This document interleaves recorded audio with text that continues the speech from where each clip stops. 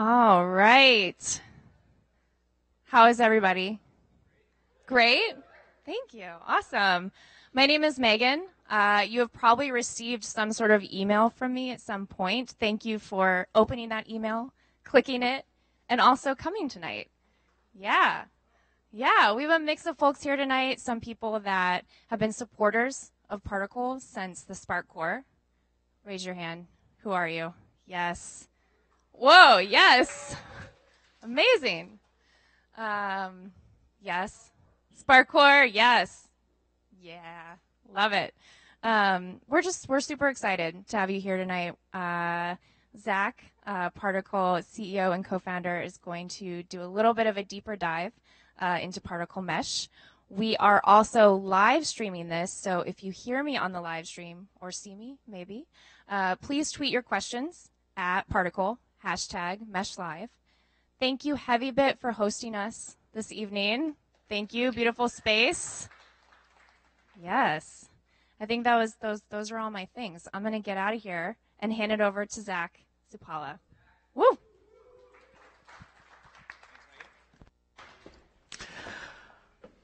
Good evening, everyone, and thanks for coming out and chatting with us today about Particle Mesh. If you're here in the room or if you're out on the web, and if you're out on the web, then perhaps good morning or good afternoon or wherever you might be joining from.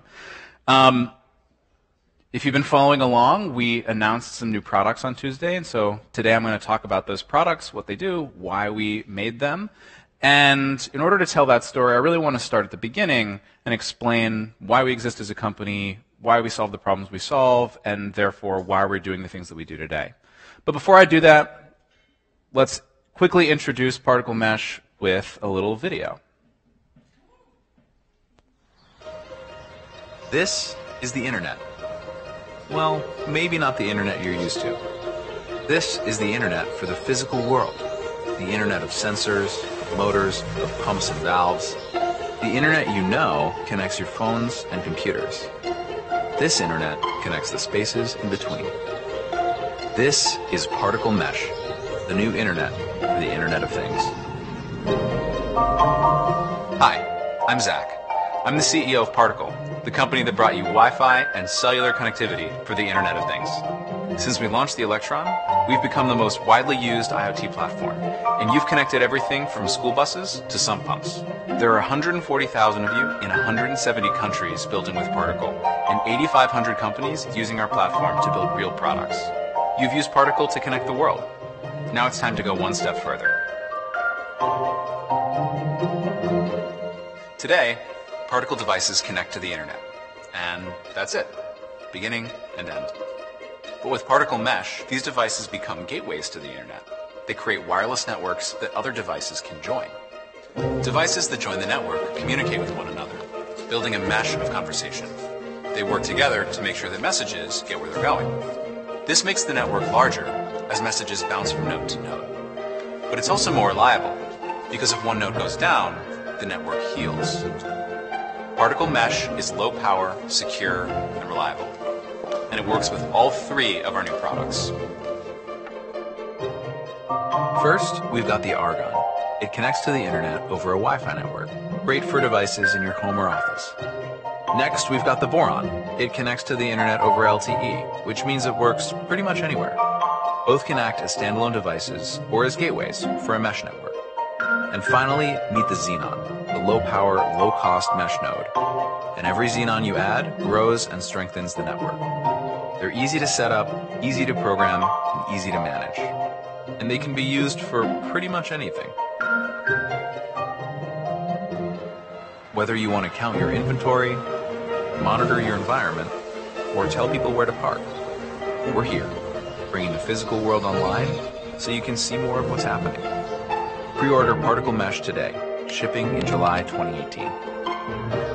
And then the only question is, what problem will you solve first?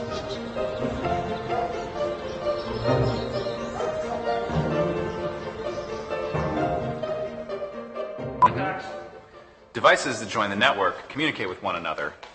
I think we might want to use adults for this. So you probably thought, is he actually wearing the same shirt that he wore when he filmed that video? It is a different shirt. It's a very similar shirt.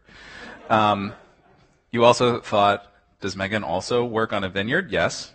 And if you haven't met Persephone, who is the star at the end of that video, she's running around here. There she is. So, so anyway, we like to have fun with our videos. So. Yeah, that's Particle Mesh. That's the products that we launched on Tuesday. And before I get into talk about them in more detail, I want to give a little bit of history about where we started and where we came from. So, our story really started with the Spark Core. The Spark Core was a development kit that we launched back in 2013 to help people build Wi-Fi connected products. And at the time, the tools that existed if you wanted to make a thing and connect it to the internet were pretty terrible. They were expensive, they were really hard to use. There was a ton of time you had to spend just getting it up and running before you could actually do something that was important. And so we saw an opportunity to make that easier. We launched this development kit as a Kickstarter campaign with a $10,000 funding goal. We raised almost $600,000 and found ourselves with 5,000 customers and the beginnings of a developer community. And that developer community started with a couple folks in the room. Thank you so much for supporting us. And grew from 5,000 to 10,000 to 20,000 to 100,000 and further. And the kinds of things that people have built with Particle run the gamut. From internet-connected Pokeballs that vibrate when you're near a rare Pokemon, which really in 2018 feels like a weird thing, but there was a point where we were really excited about that. Internet-connected toys, internet-connected garage door openers, internet-connected pumps and valves and sensors of all kinds. Huge variety of products that have been built with Particle. And over the last few years, we've become the most widely used IoT platform. We've got more than 140,000 people around the world building products with Particle. More than half of the S&P 500, the largest companies of the world, use Particle in development. And tons of activity, a lot of people in our forums building projects online. And one of the things that we discovered early on was a lot of our customers were building prototypes of products that they eventually intended to scale. So this is a set of pictures from a product that was built by a partner of ours, Logical Advantage. And over on the left, you see a prototype where, this is how everything starts. It's a rat's nest of wires. There's some breadboards. There's some things that are sort of kind of duct taped together, turned into a pilot run of small number of units of a system that's designed to monitor these machines that spool thread to make sure that they are operating the way that they're expected to, and then eventually a production full-scale launch of this product. So one of the weird things about this space is that the tools for prototyping and the tools for delivering a product like this at scale have always been very different. And that's really frustrating if you're intending to build the kind of thing on the right here, a product that you want to scale. Because what happens is you go get an Arduino or a Raspberry Pi or something, you build a prototype, and they're great tools. But once you then think, now I want to go to scale, I want to make more of these things, you have to throw everything out. You have to start over from scratch and start rebuilding with a new set of tools. And those tools, although they're probably secure and reliable and cost-effective, they're terrible to use and really, really difficult to get going on. And so you have this easy-to-use world on one side and this sort of secure and reliable world on the other side, and never the two shall meet, right? So that was the state of the world up until we came out and said, this is a problem we want to solve. We want to make these tools that work for people in prototyping and then work with them all the way as they scale their product into production. And so after the Spark Core, we launched a second generation of products called the Photon and the Electron. The Photon for Wi-Fi connected products and the Electron for cellular connected products that are really designed to support still people who are building prototypes, but also customers who are planning on scaling and producing those products at scale. And these are all powered by our cloud platform. Today's, a lot of the story we're going to talk about is about hardware because we launched new hardware products. But these all connect to our device cloud and a bunch of other things that we do to make them easy to control and manage and things of that nature. So some of the customers that have taken these tools and built real products with them. Opti is a company that makes a stormwater management system. So these things that you see on the right are connected to the pumps and valves that control the flow of water. And the problem that they're solving is that weather is becoming more extreme, and storms are becoming more extreme. Rainfall is becoming more significant, and most cities' infrastructure can't support the amount of rain that they get. So what that means is the sewer systems flood, and that destroys roads, and that means that their infrastructure is eroding. The only solution to this problem is typically to build new sewers, but that means billions of dollars rebuilding your infrastructure, which they can't afford to do. What Opti does is they try to control the flow of water more intelligently by using weather predictions to say, okay, there's likely to be a storm tomorrow. Why don't we empty the reservoir now so that when the storm happens, the reservoir just fills back up instead of overflowing? They were installed in a city in Florida when the hurricanes hit this past summer, and they helped keep some areas from flooding. So obviously a real problem, particles underneath making this product work. Service Thread is the product we talked about a little bit earlier, watching machines that spool thread and making sure that they perform the way that they're supposed to. They keep working so that they can fix problems before they happen, and so that they can keep these machines running and keep the process operating. Canary Compliance is a company that makes sensors that go under gas stations. And this is a great example of the kinds of products that you don't really think about, but they're out there. You've probably gone to a gas station before. You may not have ever asked, where does the fuel actually come from? It's in tanks underneath the gas station, and those tanks could leak. And if they leaked, that fuel would be going into the soil, and if you were living next to that fuel station, you probably wouldn't be super excited about that. Canary Compliance connects to sensors underneath the stations that tell people if they're leaking, and so that they can send somebody down to fix or maintain whatever's happening. And Jacuzzi, well-known hot tub manufacturer, is building internet-connected hot tubs in order to make it so that you can control these and to make it easier to maintain the water and make sure that you have a nice experience when you're using these products. So a bunch of different people have used Particle in a bunch of different industries to solve these problems and bring these products online. But one of the ways that we think about how we build our platform and what we build next is by looking for the problems that people are experiencing that we haven't yet solved. What are the problems that people who use Particle today are encountering? And we kept seeing a bunch of different customers who were adding additional radios on top of what we were doing so that they could have devices talking to each other locally. And a couple examples of this. On the left, we have two different customers who make leak detection systems. So since systems that are installed on pipes in your house that can detect if there's a leak and shut off the water so that you don't end up with a flooded basement due to a burst pipe. Well, in both cases, they found that they could detect leaks more easily if they had other sensors in the house that could detect them in different places. So they started building, two different companies doing basically the same thing, building these additional wireless sensors so that they could collect more information from other places in the house in order to detect these leaks. The one in the middle is a company that provides a technology that attaches to trucks to increase their fuel efficiency. And they saw an opportunity to connect to other things inside the cab of the truck to have more sensors and connect more of the experience of driving a truck. And then on the right, a customer who does research, and they have research mice in all these cages, and they want to make sure that the environments of those mice are healthy and that the mice are staying healthy. So they wanted to add sensors to each cage so that they could track the cage. And in all cases, what they needed was something where they could have devices talk to each other locally. And what we found is that when people went to do this, they were all doing completely different things and using completely different technologies and building this stuff from the ground up instead of using tools that make this easy. So that was really the inspiration for building Particle Mesh. Was this is a thing we could fix, right? These problems that people are encountering, this is something we could build a solution for. So when we thought about this, we realized people are building particle devices left and right, and every one of those could be a gateway for local connections, for a local network of wireless sensors that can all talk to each other. So with that, we developed and announced the other day, particle mesh.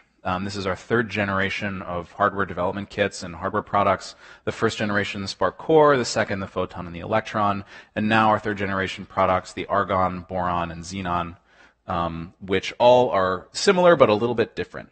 And so we'll talk about them in a little bit more depth. You saw it on the video. The Argon is a Wi-Fi connected product that also has mesh and Bluetooth. The Boron is a cellular connected product, LTE Cat M1, and mesh and Bluetooth. And the Xenon is a mesh and Bluetooth product. So there's a few things that are exciting about this portfolio of products that I want to dig in a little bit deeper on and explain what we built and why we built it. So we're using a new protocol, particle mesh, which we're going to talk about.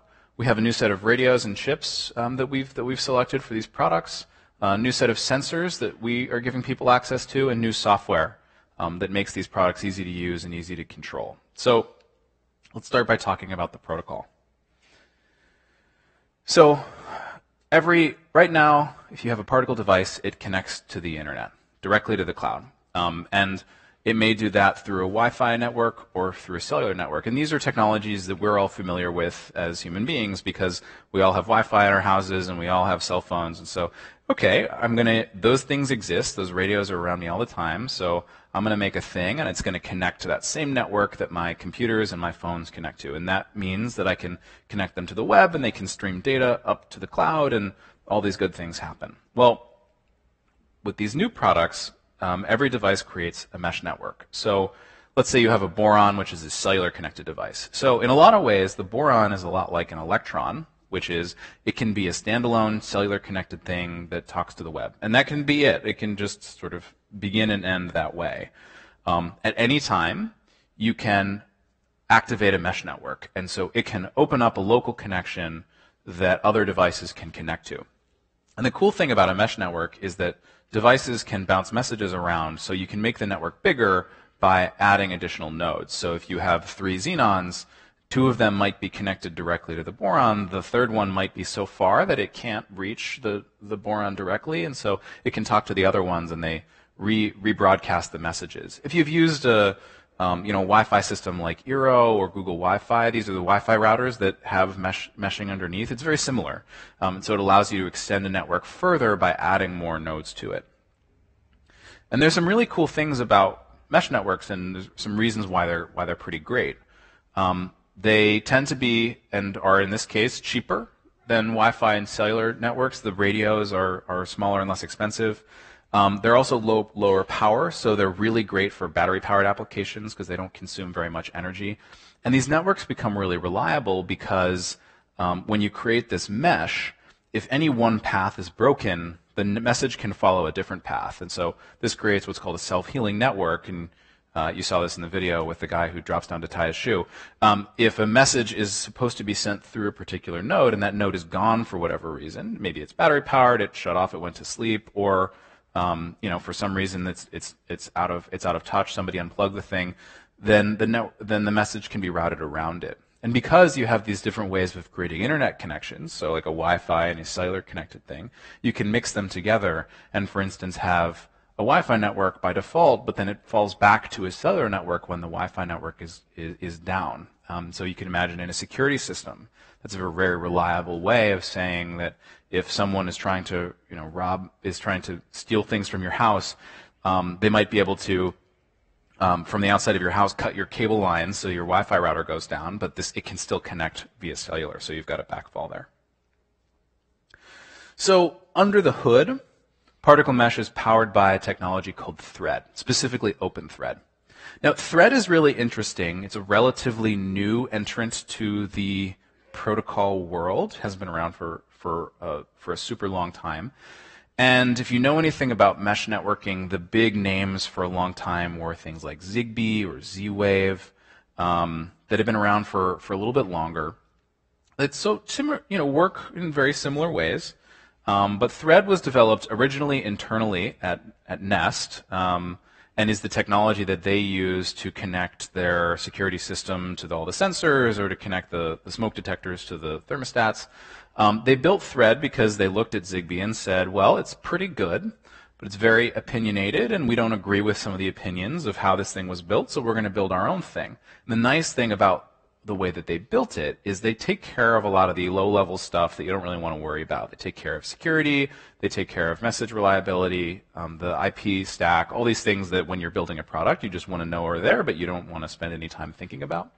And then they leave the top, what's called the application layer, up to the person who's using it. So within the walls of Nest, they have their own application layer, and if you're building your own product, you create your own application layer. And this is a little bit mixed because on one hand, it means that different products can operate in totally different ways, but still share the same network.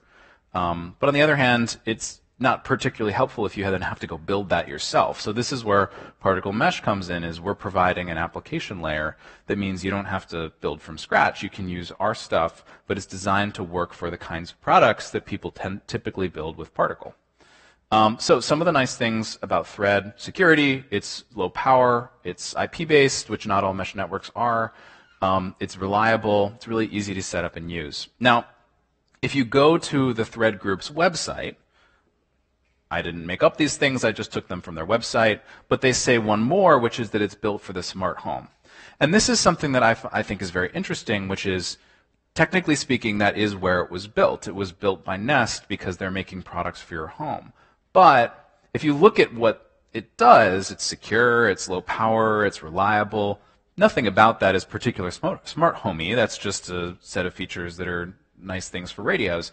But it's generally been marketed and targeted towards smart home applications. So this is one of the things that's different about how it'll be used with Particle is, while we do expect some people to build smart home products, we really see that it's useful in other places. It's useful for industrial products. It's useful for cities.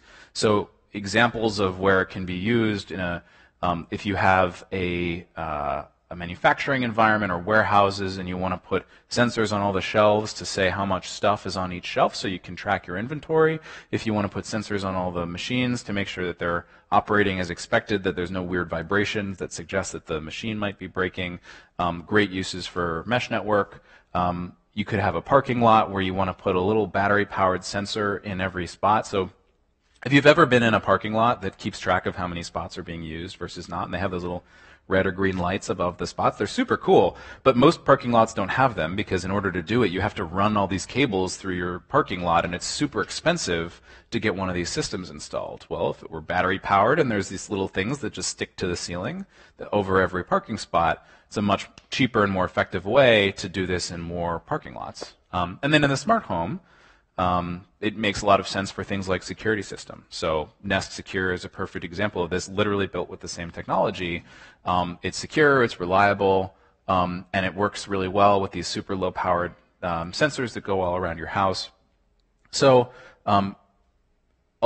mesh works everywhere and is useful regardless of what kind of thing you're building, so long as it generally has this feeling of a bunch of sensors that all are close to each other that all need to talk together. So, all right, that's the protocol. Now let's talk about radios. If you are not a radio buff, I apologize for the next 5 minutes, so you can just sort of have a drink and hang out for a little bit because we're going to get deep here. Our third generation hardware is powered by the NRF 52840. If you don't know anything about radios, that's just a bunch of letters and numbers. If you do, it's super awesome. Nordic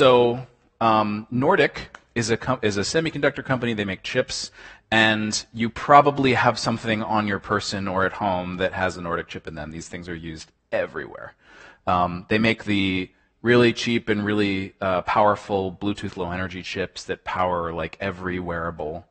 And so they become super widely used because they make good stuff. So they have a new chip called the NRF 52840 that has Bluetooth Low Energy, specifically Bluetooth 5, which is the new latest and greatest, and also 802.154, which is the protocol for mesh networking. So if you're not familiar, 802.11 is Wi-Fi. You've probably seen the 802.11 BGN thing. 802.154 is mesh. And then it's got some other radios on it too. They're super power efficient. They have hardware security built in. And they come from a company that's been doing this for a while and really has built an incredible reputation. This is our first time working with Nordic, and we're really excited to be working with them as one of our new partners. And one of the interesting things is, despite the fact that all three products are different, they all share this same processor, which is part of the reason they all have mesh networking, they all have Bluetooth Low Energy, and they all run the same processor, so when you're writing your code, it runs in the same place regardless of which device you're using, which makes them very compatible. The Argon takes that chip and adds a second chip for Wi-Fi. And this chip is called the ESP32, made by a company called Espressif.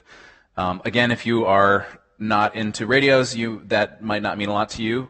If you are, Espressif is sort of an up-and-comer in the semiconductor world, a company out of China that was not a thing that many years ago and has become unbelievably popular, especially amongst developers, because they make good hardware that's super cheap. And they built a really strong open source developer community really early, when most semiconductor companies sort of thumb their noses at developers and prototyping.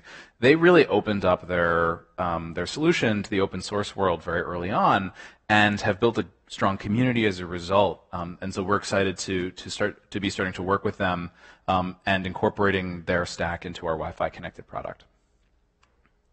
All right, so then the Boron is the one that has cellular as well. And the cellular product is built with something called LTE Cat M1. Now, you've all heard of LTE because that's what your phone uses probably, unless you have a super old phone, in which case you should get a new phone because it would be pretty old at this point. LTE, one of the nice things about LTE is it's everywhere, it's all around the world, and they make it seem like there's just one LTE that's like covering the globe.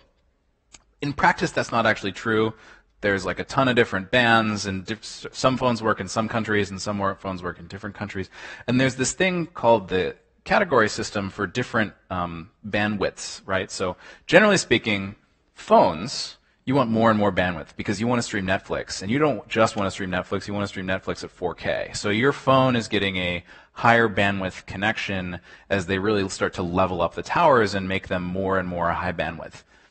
When you're doing IoT stuff, you don't need any of that, right? You're sending little tweets from your sensors every once in a while, and so none of this Netflix streaming stuff has any effect on us. So for a long time, LTE was not well designed for these kinds of products. But the powers that be at the carriers have realized there's an opportunity here and started to build a part of LTE designed for IoT products. And in particular, there's these two new protocols called LTE Cat M1 and LTE Cat NB1, which is also known as narrowband. Now, they're both super interesting and they're different from one another in an important way, which is Cat M1 is a lot like what powers your phones, but just like a really slim version of it. So it can do things like voice, which we don't really care about, but others might.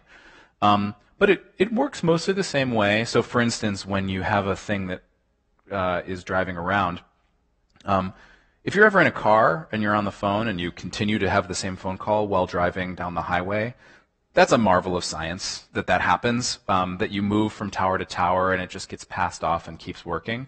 Cat M1 does that also, so your sensors keep working if they move around.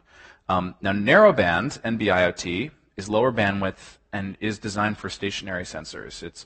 They really slimmed it down where it's not really that much like the stuff that you use for your phone anymore. And that means that if you have a thing that's moving, it's not going to automatically just hop onto the next tower. It's not designed that way. So it's great for stationary devices, and it's lower power, and it's also got things like deeper building penetration. So if you've ever been in a spot in a building that doesn't have cell service, it might with narrowband.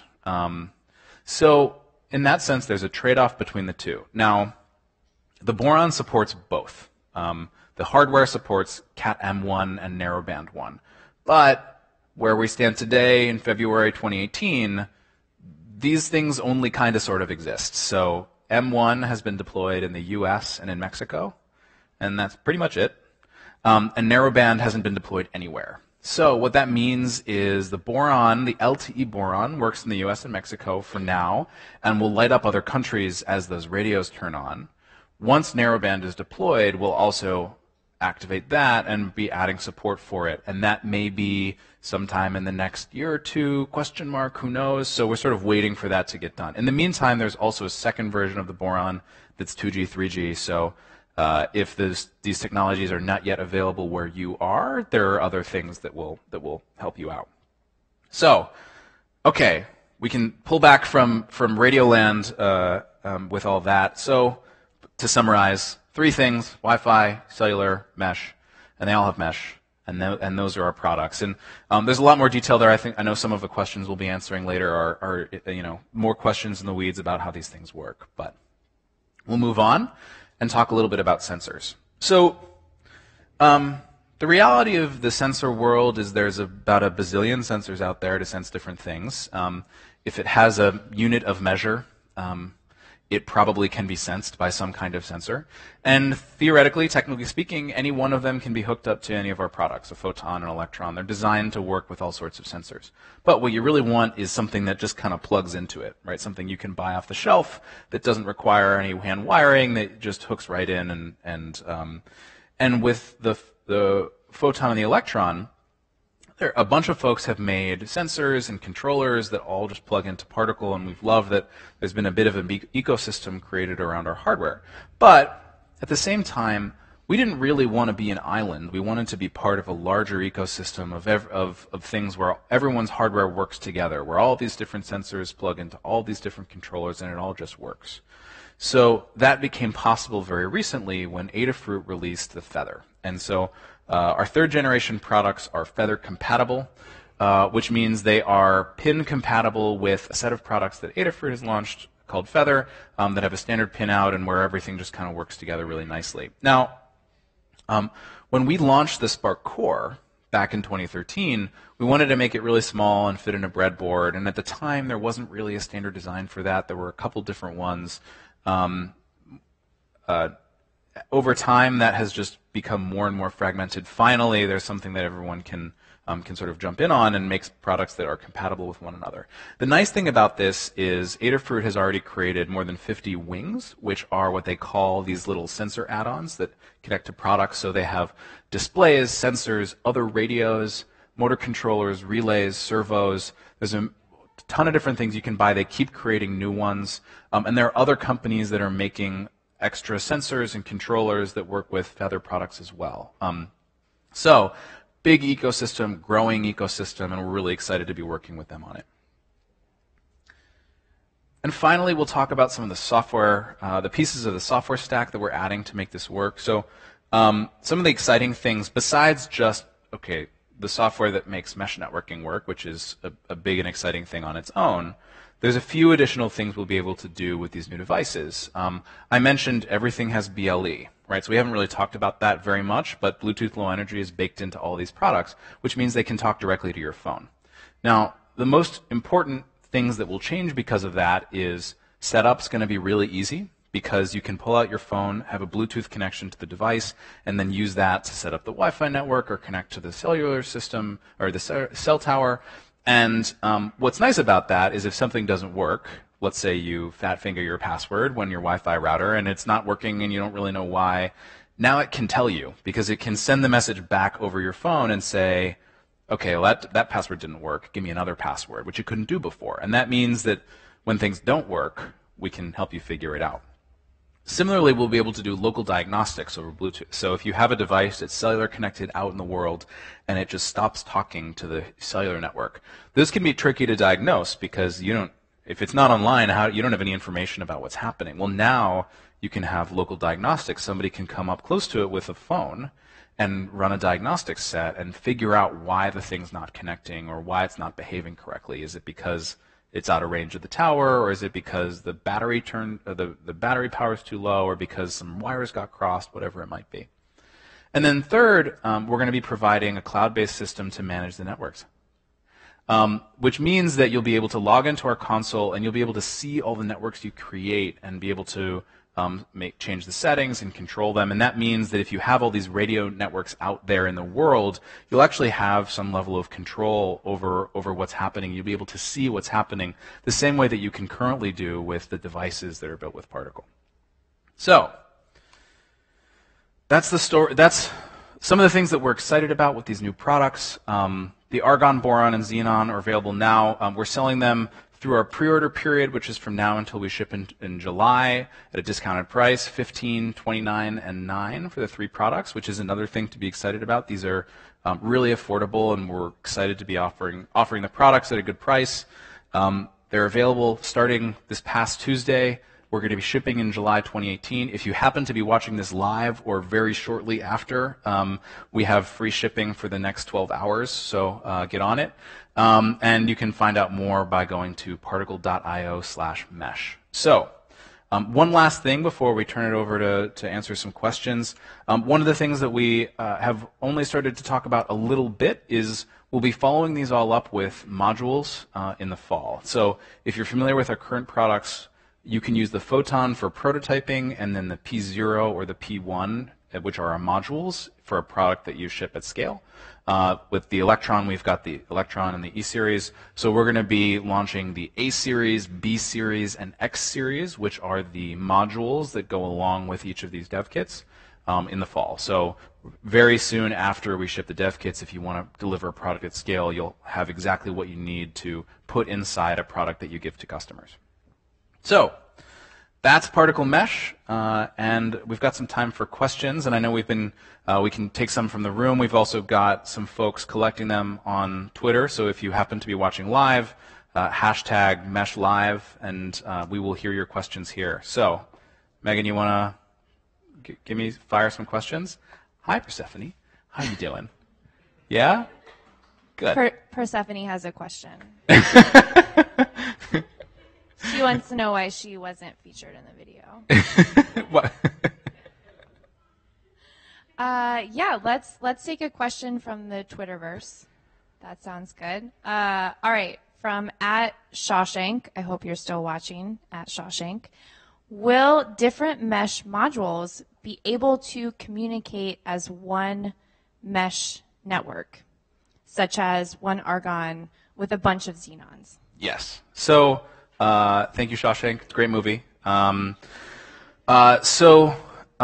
Yes, and in fact, that's how pretty much every network will be. So if you imagine it's like a Wi-Fi network, which it's not exactly, but you've got a Wi-Fi router, right? And then all of your computers and phones that connect to the router are clients. So there's a sort of a different relationship there. This is a lot like that, where you can imagine that a boron or an argon, which are directly connected to the internet, they're gateways. They're a lot like routers, but we call them gateways. And then if it's a xenon, which is to say it's just mesh, it can either be a repeater, which means it can participate in the network, but it can also bounce messages around, or it can be just an edge node, which means it can join the network, but it's battery powered, so it's battery powered, so it's just gonna it's not gonna rebroadcast messages because it needs to go to sleep and can't participate in that way. So, but yes, basically all mesh networks will be this mix of different kinds of nodes. So, what else? Do we have any questions from the audience here before I go back to the web? Do you have questions? Yes, this gentleman over here.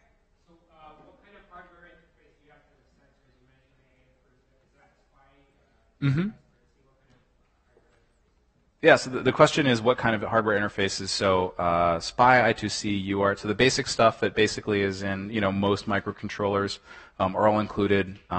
And for Feather, those will be in the same pins as they are in other Feather devices, which means that if you generally buy any Feather wing, it'll just plug in and work exactly the way that you expect.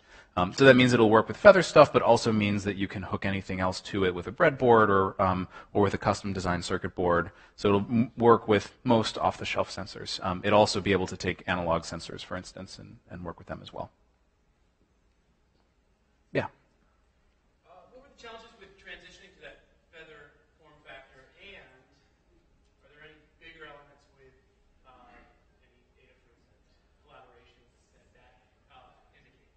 So, can you repeat the question? Yes, challenges. Question was, what were the challenges of adopting the Feather form factor? And then is there a bigger collaboration there underneath? So, for the first question, One of the nice things is it was easier because it's a little bit bigger. So the challenge for us has always been size, right?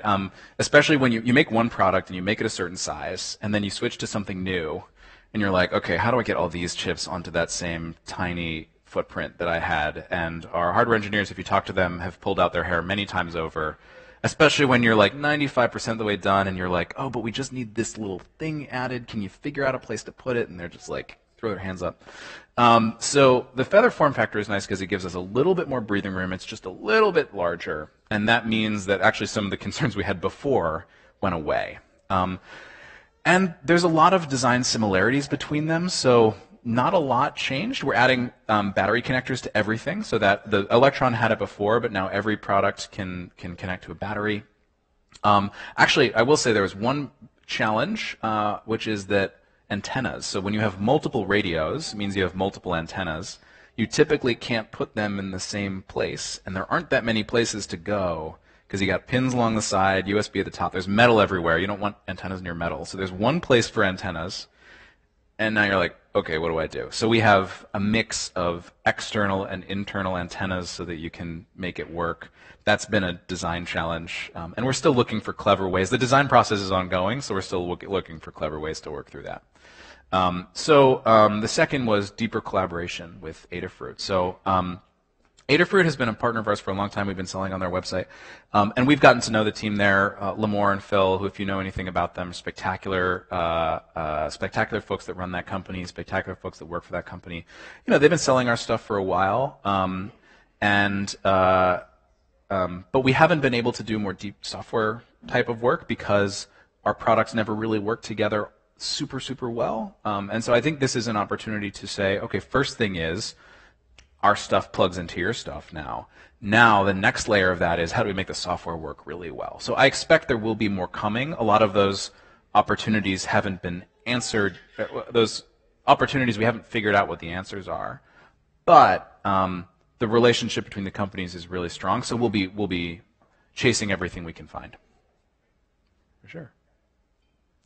Before we go into the room, I just want to see, is there any other Twitter questions, or should we keep going in the room? Let's add a little Twitter question in here. Okay. And I'm going to do a combo question. Okay. From Cyber Joe. Thank you, Cyber Joe. And also Joe Vitale. Two-part question, Zach. Was that two different Joes? Oh, it is. I didn't even do that on What do the purpose. Joes want to know? Two Joes. Great. Similar questions. The first being, can the mesh network handle multiple gateways? Mm-hmm. Follow-up question. Can you talk a little bit about the expected range of the mesh network? Yes. So, can they, for multiple gateways? So yes, the mesh network can handle multiple gateways. And it's actually one of the important things to do in the design if you really want a reliable self-healing network, is you want to have at least two connections to the web so that if one of them goes down, the other one can take over. And Wi-Fi, mixing Wi-Fi and cellular is a great example of that. So cellular backfall if your Wi-Fi network goes down. One of the things to throw out there that we haven't really talked about but is super cool is that there is an Ethernet connector wing, which is one of the accessories, which means you can also have an Ethernet connection. And so what that means is what I expect a lot of people will do is if you're in an environment where you do have access to the wall, you will plug in an Ethernet connection and then use cellular as backup. And when you do that, you now have like a super reliable connection, acts of God won't take this thing down kind of network. So that's the first question. Second is range. I don't know the numbers off the top of my head, so I'm going to call on Jay Barry to jump in. Sure. And Jay Barry, by the way, this is Jonathan Barry. He is the product manager on the team that's been working on Mesh. So come on up. All right. Cool. And if you're in the forums, I am Jay Barry in the forums too. So about range, it's a great question. Has a lot of components to understand. When you're talking about a mesh, one of the benefits is the. Can you not hear me? Oh, you should come over here, by the way. There's cameras that. I'm gonna start all over again. Should come up with a joke too. So one of the components of mesh. It is live, so that we can't edit that out. With a mesh, it's about point-to-point communication, which is great, local communication, but also it's an effective mesh network. So devices in this humongous mesh network potentially can talk across the network, even if they're not physically located to each other. So when it comes to point-to-point communication, the thread radio, the 802.15.4, it depends on the environment, but you can expect something like 50 feet easily, no problem between devices. But the effective range can be across the entire network. So if you have 4 devices, in a cube or square, they can be 50 feet between each other, but that device in one corner can talk to the one 40, 4 times that apart. Different different antennas will change the performance, different environments, if it's noisy, if it's an open field. But effectively, you can scale that mesh network up. So even though the point-to-point communication is similar to something like Bluetooth, you have an effective increase in range. Depends on the application. Yeah, thank you. And just as an example, I mean, I have a Nest Secure system at home. It uses the same the same radio technology underneath, and I have if you live in San Francisco, you're very familiar with how every house is like this super narrow, long thing that has all these rooms and cut up, and so it's terrible for Wi-Fi, right? Like you have to have, even if you have a tiny place, you still have to have like 6 routers to cover the thing. And I have a security system that uses this technology where the gateway is in the front, and then I have sensors on the back door. So if somebody opens that door, it would fire off, and it's way more reliable than my Wi-Fi network is at that range. And there's nothing in between that's bouncing the net messages around. So it was designed for one of the points of Thread is it was designed for home applications, so it generally has that sort of those kinds of distances. And if you want to cover a larger facility like a hospital or a mine or whatever it might be, you add nodes to bounce those messages around. So. All right, we can come back to the room. Yeah. I apologize if I missed this, but is there a maximum number of nodes in the network? The question is there a maximum number of nodes in the network? So this is something we're still figuring out. Technically speaking, the maximum number is like, is it 65,300? It's, was that? 16,000. That's a lot. Practically speaking, because we use embedded systems and microcontrollers, the limit is going to be the memory of the devices, and this is something we are still working towards, is figuring out how many devices can we handle before we run out of memory. So given that we're still pretty early in that software development process, that we'll figure out those answers. We can confidently say like tens, absolutely you'll be able to do. Hundreds, question mark, we'll see. And we'll also be, over a longer term, creating solutions to say if you want to extend these networks further, ways to do that. Yes?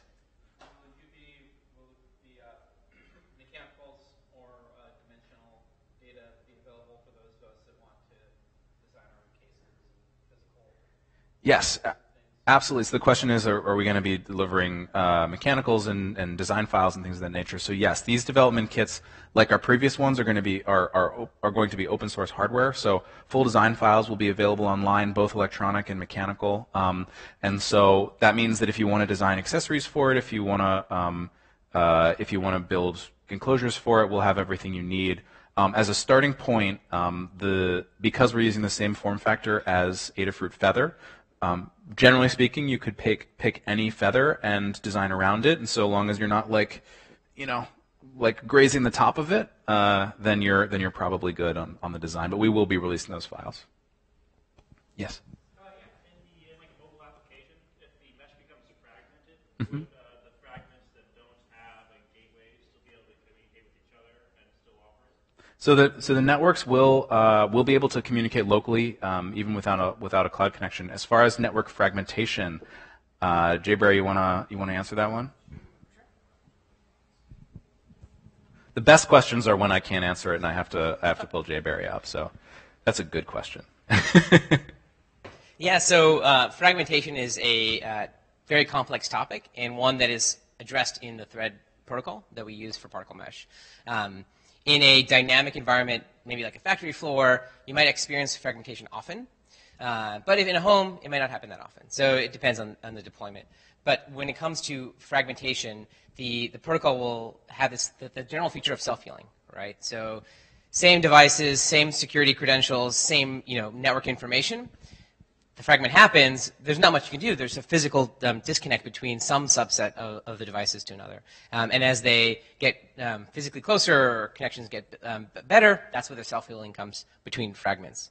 The specific question was around, can you talk to devices that are in fragments maybe via a mobile? And that's where some of the diagnostic via Bluetooth can come into play, because your phone might not have a mesh radio, not have the 15.4 radio, but it does have Bluetooth, and it can talk to Bluetooth. So there's some bridging that can happen. But generally, you're going to have a deployment. You're going to design your deployment. Maybe it's in a commercial, industrial, or agricultural environment.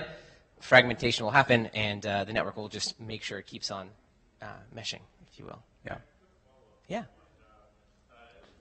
Does the network still function, or could the product be used in an environment that doesn't have an internet connection? If, say, the value was just trying to get data from one node to the other, not necessarily in the big cloud. Yes. So we'll be supporting local connections, and basically there will be different ways for we'll have different communication primitives for if you want to send the message to the cloud, then you'll send one kind of message, whereas if you want to send a message to another device on the same local network, it'll be another kind of message. And you can do both. You can say I want to broadcast it to everything that can hear me, both in the web and locally.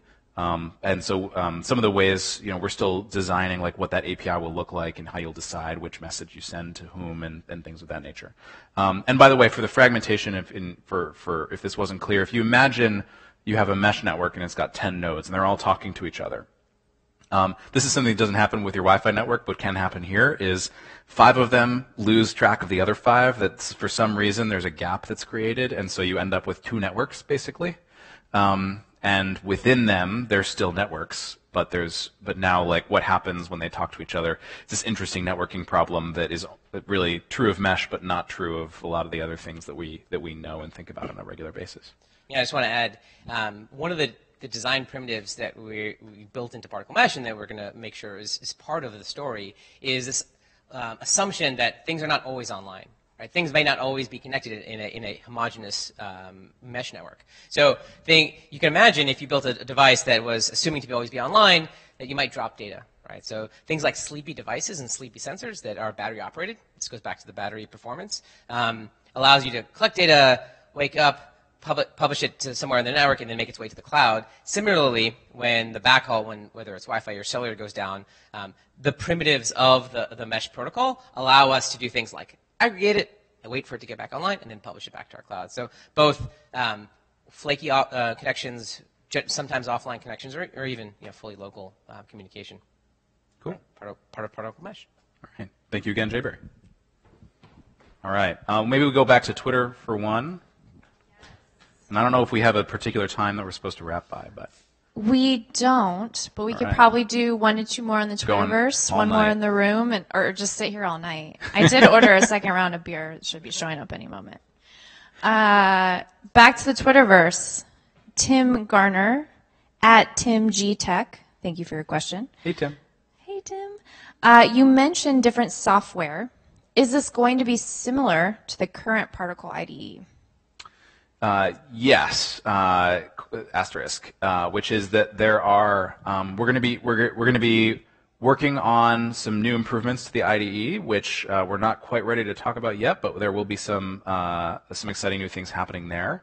In parallel with the work that we're doing with Mesh. Now, those are somewhat disconnected in that we're building out Mesh using all the same set of tools that Particle currently has available. So it works with our device management console, it works with our IDEs, it works with our SDKs. All the things that all exist will work today, but that doesn't mean that we are stopping development on all the things that exist. We're continuing to work on and improve them. So, but yeah, if you imagine the experience of what is it going to feel like to work with these products, and what's the setup process going to be like, and what's the development process going to be like, and what's the firmware update process going to be like. It's all the Particle stuff, but constantly improving. All right, come back to the room. I saw a hand. I lost the hand. Yes? What's the current state of hardware? So right now we have early designs. So if you see the designs that are in the video, these are sort of first draft designs. And in fact, Even since then, the chips have changed. If you look very carefully, it is not an ESP32 that's on that board. It's an ESP8266, which, if you know this stuff, is the older version. So, so we're rapidly iterating on the hardware designs. They're definitely not locked down yet. Also, one of the things to point out is that these chips are brand new. So for instance, the Nordic NRF 52840, I believe, is not yet in mass production. We have engineering samples that we're using for development now. So they'll be entering mass production before we ship. So we're using the latest and greatest to the point which it is only partially available on the market today. So is that still correct that they're not yet in mass production? Right around the corner. All right. Any other questions? Yeah. The question was, can you push firmware over the mesh? Yes, you can. So you'll be able to push out software updates using the same set of tools that we provide today over the air directly to the device and through the mesh network as well. And that's one of the things that when we think about like basic principles of how IoT devices should work, everything should be updatable, right? Because who knows what the future holds? Who knows what we're going to be doing a year or 2 years from now? We better be able to reprogram the software just in case. The bootloader is so asterisk. Technically speaking, you can reprogram the bootloader, although it's very, very difficult to do, and that's on purpose because that's where you start to get into issues around bricking devices. So the bootloader is. It can be reprogrammed, but it is there's some protections in there to make sure that you don't do it accidentally. So let's take one final question from the Twitterverse, and then we can have another beer, another glass of wine. Sound good? All right. Okay. This is from @GTZ42, Goats Salzman. Thank you for your question. About that EMEA option of the Boron LTE, could we please get that? Thanks. So EMEA, Europe, Middle East, Africa.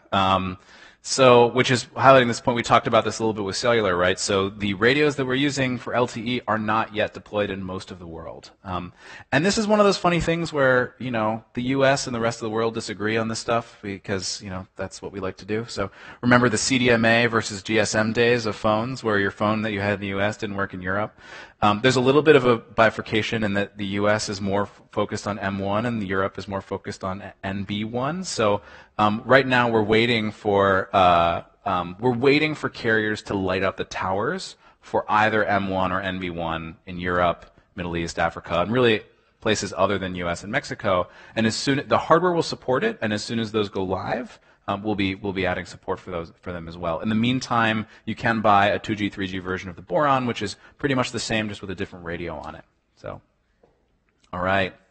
Well, I think that's a sign that we should take a break. And thank you all for coming. If you're here in person, thank you for watching. If you're watching online, we're gonna have some drinks and celebrate and chat a little bit here in the room. So if you're on the web, I recommend you do the same. So assuming it's a reasonable hour wherever you are. So thanks for hanging out with us. And yeah, enjoy the new products when they ship in July.